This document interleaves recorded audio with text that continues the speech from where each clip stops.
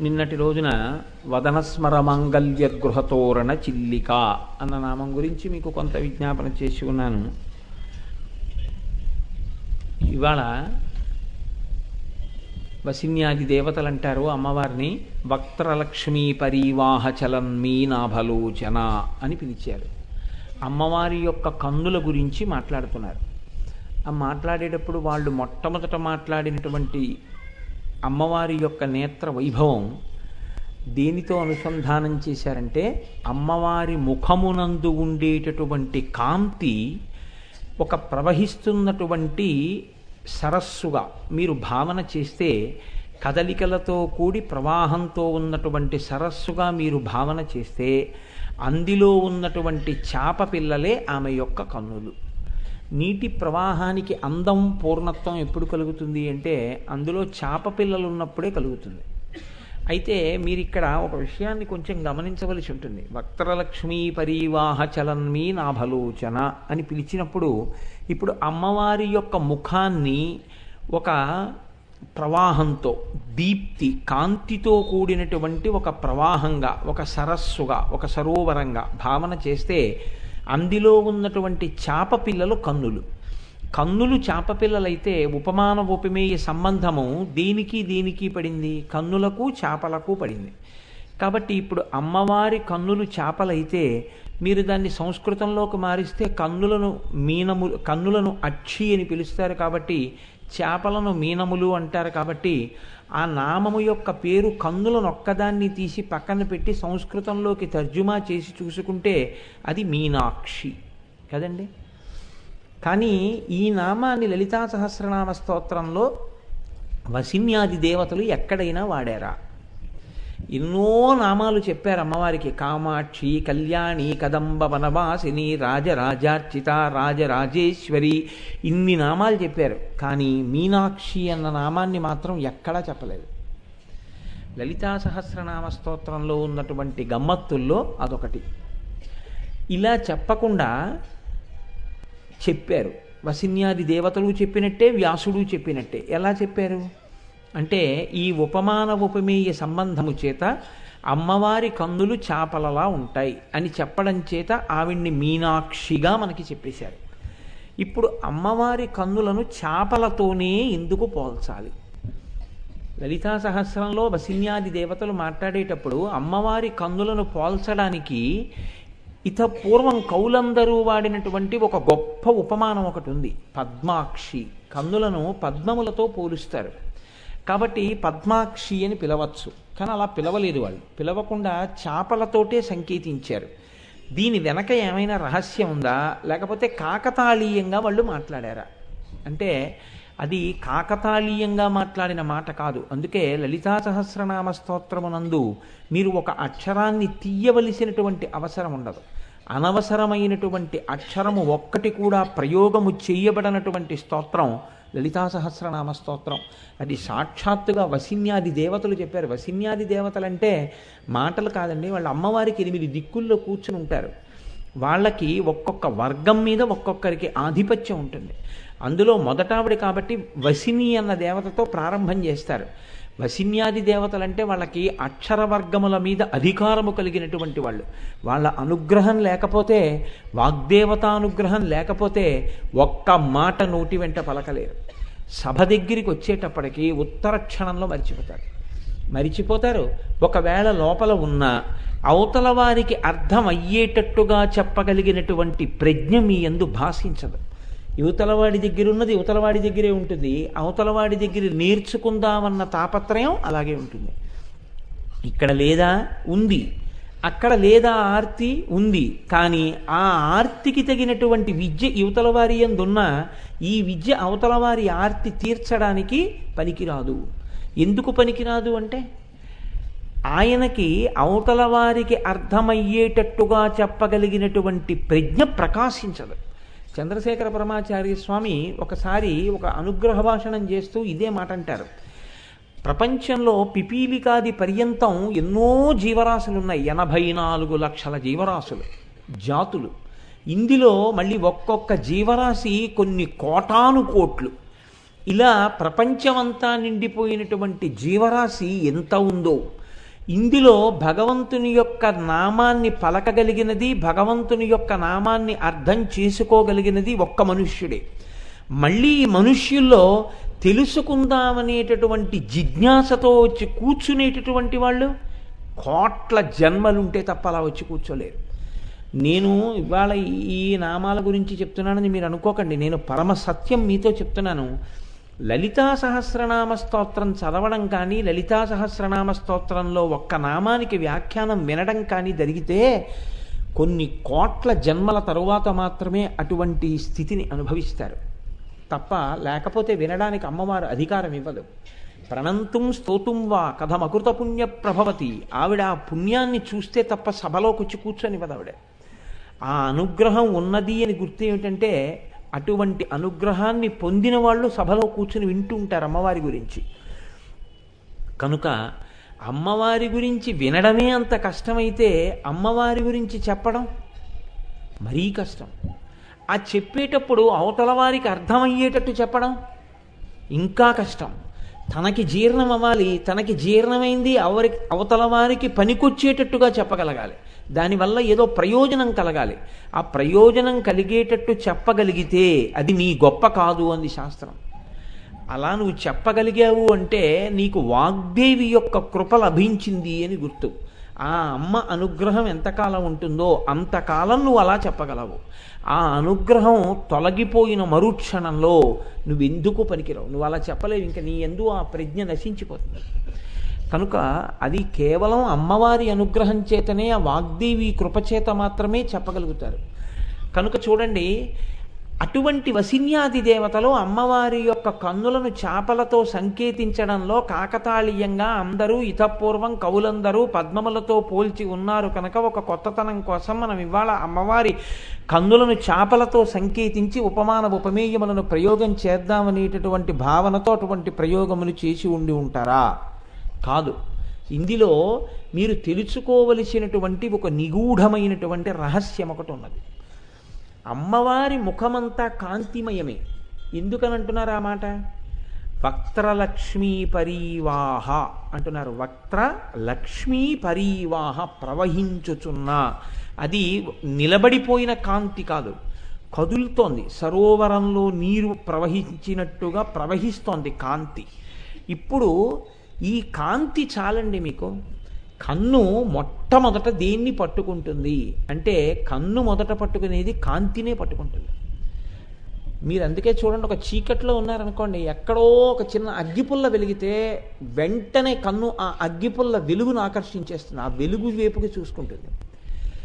అమ్మవారి ముఖమంతా కాంతితో దీపించి ఉంటే ఇప్పుడు ఆ ముఖమునందు ఉన్నటువంటి కాంతి దీప్తియే గొప్పది. కాంతి దీప్తి గొప్పదా, కన్నులు చేపలతో పోల్చబడడం గొప్పదా? మీరు ఆలోచించండి. కాంతి తనంత తాను చాలా గొప్పదండి. అమ్మవారి ముఖమే కాంతి, కాంతి ప్రవాహం అది. అటువంటి కాంతి ప్రవాహమైనటువంటి ముఖం ఉంటే కన్నులు చాలా చాలా గొప్పవై ఉండాలి కదా. చాలా చాలా గొప్పవైనటువంటి కన్నులను పోల్చేటప్పుడు వాటిని చేపలతో ఎందుకు సంకేతించారు? కాంతి కన్నా చేప గొప్పదేం కాదు. కాంతి తనంత తానుగా గొప్పది. తనంత తానుగా గొప్పదైనటువంటి కాంతి కన్నా ఒక చేపతో కన్నులను ఎందుకు పోల్చాలి? కన్నులు చాలా చాలా గొప్పవి. మామూలుగా మనకే జ్ఞానేంద్రియాలన్నిటిలోనూ గొప్పది ఏది అంటే కన్ను. అందుకే కన్నుకి నయనము అని పేరు.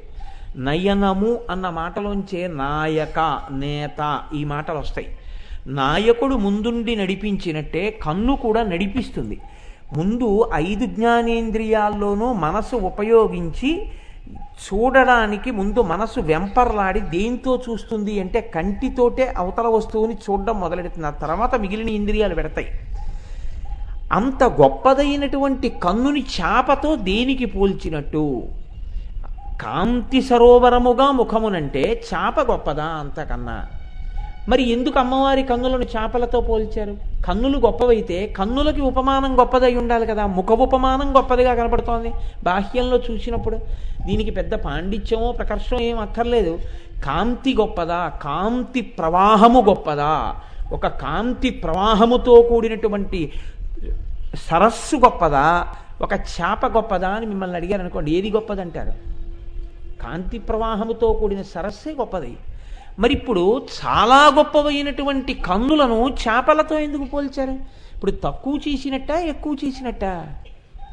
అంటే మామూలుగా పైకి దాన్ని విచారణ చేసి చెప్పవలసి వస్తే ఏమని చెప్తామంటే తక్కువ చేశారనే చెప్పవలసి ఉంటుంది బాహ్యంలో.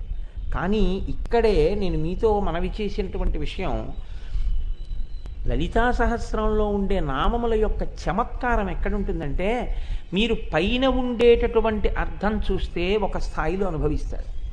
దాన్ని మీరు బాగా ధ్యానం చేసి ఆలోచన చేస్తే మీకు దొరికేటటువంటి అమృతం వేరుగా ఉంటుంది. ఇప్పుడు మీరు చేపలతో ఎందుకు పోల్చి ఉంటారు అన్న విషయాన్ని బాగా పరిశీలనం చేశారనుకోండి, చేప యందు 3 లక్షణాలు ఉంటాయి. చేపయే సృష్టికర్త, చేపయే స్థితికర్త, చేపయే ప్రళయకర్త. ఎలా అంటారేమో, చేపకి పురుష చేపతో మగ చేపతో ఆడచేప కలవదు. బాహ్యంలో స్త్రీ పురుష సంపర్కము చేత మాత్రమే ఆయా జాతులు పరిఢవిల్లుతాయి. కానీ ఒక్క చేపల యందు మాత్రం స్త్రీ పురుష మీనముల యొక్క సంపర్కము ఉండదు. సృష్టి చెయ్యాలి, చేపల్ని కనాలి అనేటటువంటి కోరిక కలగగానే ఆడచేప మగచేప వంక, మగచేప ఆడచేప వంక ఆ సంబంధమైన కోరికతో చూస్తాయి. చూడగానే ఆడచేపకి తన సంతానాన్ని పెంచగలిగినటువంటి శక్తి ఉద్భుతమవుతుంది. ఇప్పుడు చేప పిల్లలు వచ్చాయి. సృష్టికర్త సృష్టి ఎలా చేసింది? స్త్రీ పురుష సంపర్కంతో చేయలేదు, కేవలము చూపులతో చేసింది. 2, ఇప్పుడు పిల్లల్ని పోషించాలి. పోషణ చెయ్యవలసి వస్తే చేప స్తన్యం ఇవ్వదు. లోకంలో అన్నీ ఏం చేస్తాయంటే స్తన్యం ఇచ్చి పోషిస్తాయి పిల్లల్ని. కానీ ఒక్క చేప మాత్రం ఆకలి గొని ఇంకా ఆహారం తినడం చేత కానటువంటి చిన్ని చేప పిల్ల ఆకలితో అమ్మవంక చూస్తే, నీకు ఆకలిగా ఉందా నాన్న, నీ ఆకలి తీరుగాక అని చేప చూస్తుంది. ఆడచేప తన పిల్లలన్నిటి వంక ఇలా తలడి తిప్పి చూస్తే చిన్ని చిన్ని చేప పిల్లలన్నిటికీ కడుపు నిండిపోతుంది. ఇది సృష్టిలో ఆశ్చర్యకరమైనటువంటి విషయం. తన చూపులతో పోషిస్తుంది చేప తన పిల్లల్ని. అందుకే స్థితికర్త. చేపకి ఆహారం చేపే. చేప చేపనే మింగేస్తుంది. చిన్న చేపను పెద్ద చేప అని ఎక్కడో విన్నాను నేను. అందుకని చిన్న చేపని పెద్ద చేప మింగేస్తుంది. అదేమిటి, నా జాతిది కదా అని ఏం వదిలిపెట్టదు.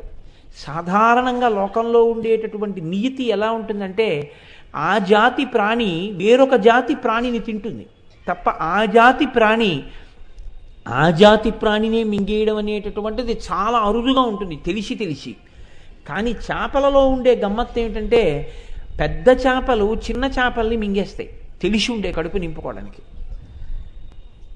పరబ్రహ్మము కూడా సృష్టి చేసేటప్పుడు స్త్రీ పురుష సంపర్కము కానీ ప్రకృతి పురుష సంపర్కము కానీ బాహ్యముగా మానవాళి యందు జీవకోటి యందు ఎలా ఉంటుందో పరాత్పరుడి యందు అలా ఉండదు. అందుకే పోతన గారు భాగవతంలో ప్రార్థన చేస్తే, శ్రీకైవల్య పదంబు చేరుటకునై చింతించదన్ లోక రక్షైకారంభకు భక్తపాలన కళా సంరంభకున్ దానవోద్రేక స్తంభకు కేళి లోల విలస దృగ్జాల సంభూత నానా కంజాత భవాండ కుంభకు అన్నారు. కేళి లోల విలస దృగ్జాల సంభూత నానా కంజాత భవాండ కుంభకు. ఎవరు ఈ లోకములను సృష్టించాలి అనేటటువంటి కోరికతో ఇలా చూసేటప్పటికి బ్రహ్మాండములన్నీ వచ్చాయో, తన చూపుల చేత ఈ లోకములనన్నింటినీ సృష్టించగలిగినటువంటి శక్తి కలిగిన పరబ్రహ్మమున్నాడో అన్న మాట వేశారు. అది బ్రహ్మసూత్రాల్లో మాట. అది ఇప్పుడు పరబ్రహ్మమును గూర్చి అలా చెప్తోంది బ్రహ్మసూత్రం, అలా చెప్తోంది వేదం. ఆయన చూపులతో ఈ బ్రహ్మాండములను సృష్టిస్తాడు. చూపులతో సృష్టించగలిగినటువంటి పరాత్పరుడు ఎటువంటి వాడో, చూపులతో తన జాతిని సృష్టించగలిగినటువంటి చేప అటువంటిది.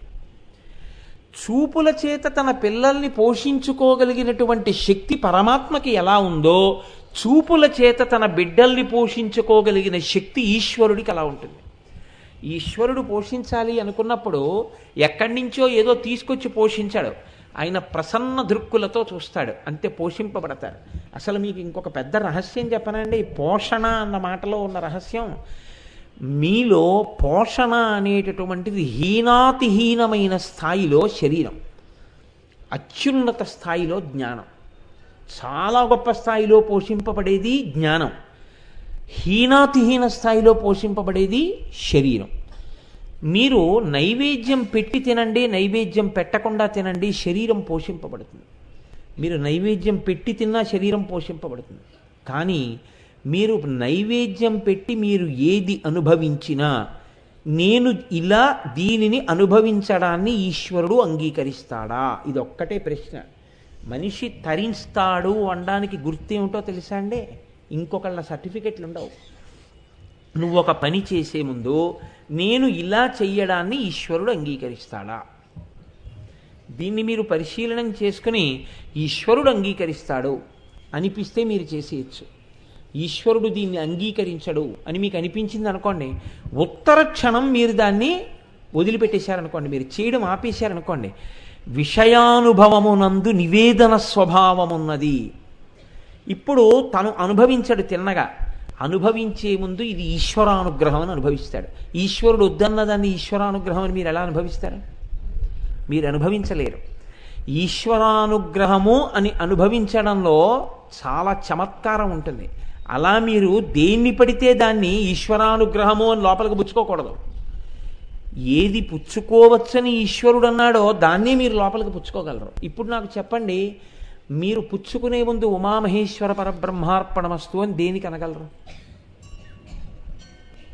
ఈశ్వరుడు నువ్వు ఇది తీసుకోవద్దు అన్న పదార్థాన్ని ఉమామహేశ్వర పరబ్రహ్మార్పణమస్తు అని మీరు తీసుకోలేరు కదా.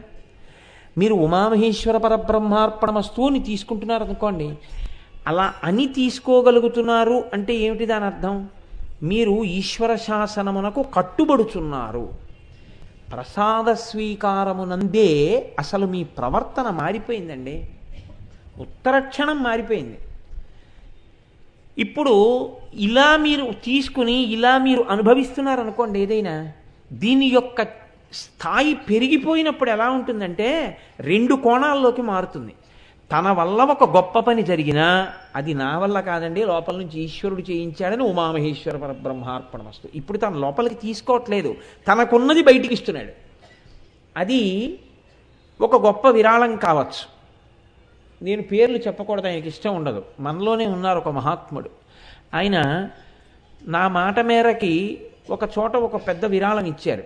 కానీ ఆయన అన్నారు, నా పేరు వద్దండి గురువుగారు అన్నారు. ఆయన ఇచ్చేసే ముందు నేను ఎక్కడ పొంగిపోయానంటే, లేచి నిలబడి ఆ ద్రవ్యాన్ని ఇస్తూ ఉమామహేశ్వర పరబ్రహ్మార్పణమస్తు అంటూ ఇచ్చి రెండు చేతులతో నమస్కారం చేశారు. మీలో ఉన్నది, మీ విభూతిగా ఉన్నది, మీలో ప్రకాశించినది ఇతరులకు ఈశ్వరానుగ్రహం తప్ప ఇది నాది ఎలా అవుతుందండి? ఆయన అనుగ్రహంతో నాదైంది.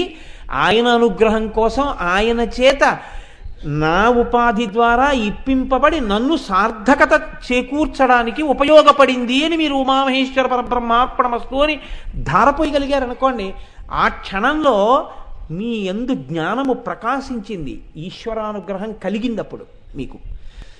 రెండు, ఒకటి మీకున్నది ఇచ్చుట, దాని యందు ఉమామహేశ్వర పరబ్రహ్మార్పణమస్తు అనడం. రెండు, మీకు ఉన్నది ఇవ్వడం కాదు, మీరు లోపలికి పుచ్చుకోలేనిది మీరు పుచ్చుకోవలసి వచ్చింది. పుచ్చుకోలేనిది ఏమిటి?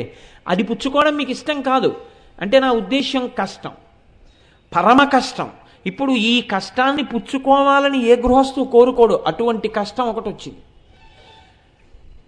నేనే ఉన్నాను, నా భార్య ఉంది, నా భార్య సుఖంగా ఉండాలి అని నేను కోరుకుంటాను తప్ప, నా భార్య కాలు మీద ఒక పెద్ద కురుపు వేసి అది చాలా నిప్పి పెట్టి సెలవేసి అది చాలా బాధపడుతుంటే నేను చూడాలి అని నేను కోరుకోను కదా. ఇప్పుడు అది వచ్చింది అనుకోండి, నా భార్య కాలు మీద ఒక పుండు పుట్టింది. ఇప్పుడు నేను నా భార్య కాలు మీద పుండు పుట్టి అది బాధపడుతుంటే చూసి, ఈశ్వర ఇది ఏదో జన్మలో ఏదో పాపం చేసి ఉంటుంది, దాన్ని ఎంతో కష్టపెడితే ఇబ్బంది పడిపోతుందని ఒక కురుపు రూపంలో నిప్పి పెట్టించి తీసేస్తున్నావా తండ్రి? ఎంత అనుగ్రహం ఉన్నవాడివయ్యా. కురుపుని పెడుతోందేమో కానీ నిత్య జీవితంలో ఏవీ పాడవలేదు కదా, అన్ని నడుస్తున్నాయి కదా, నాకు వండి పెట్టగలుగుతోంది, ఈశ్వరారాధన చేసుకుంటోంది, తన పని తను చేసుకుంటోంది, ఇది కదా జగదంబాని అనుగ్రహం అంటే అని నేను అన్నాను అనుకోండి, నాకు ఇష్టం లేని దాన్ని